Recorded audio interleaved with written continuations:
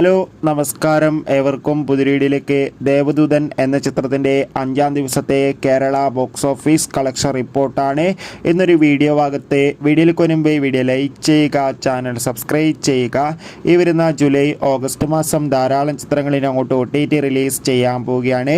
നമ്മുടെ ചാനൽ ഭാഗം പരിശോധിച്ചാൽ നിങ്ങൾക്ക് കാണാം.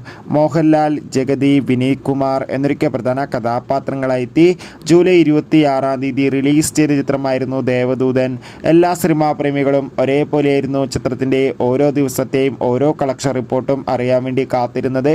ചിത്രത്തിന് അത്യാവശ്യം മികച്ച ബുക്കിംഗ് തന്നെയാണ് നടക്കുന്നത്. അതുകൊണ്ട് തന്നെ കേരളത്തിൽ നിന്ന് മാത്രം ഇതുവരെ 2 കോടിക്കടുത്ത് കളക്ഷൻ നേടിയെടുക്കാൻ വേണ്ടി സാധിച്ചെന്ന് റിപ്പോർട്ടുകൾ സൂചിപ്പിക്കുന്നുണ്ട്.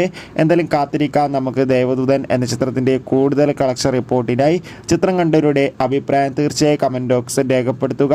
കൂടുതൽ സിനിമാ വാർത്തകൾക്കായി ചാനൽ ഇപ്പോൾ തന്നെ സബ്സ്ക്രൈബ് ചെയ്യുക. അടുത്തൊരു വീഡിയോയിൽ കാണും വരെ ഏവർക്കും ബൈ.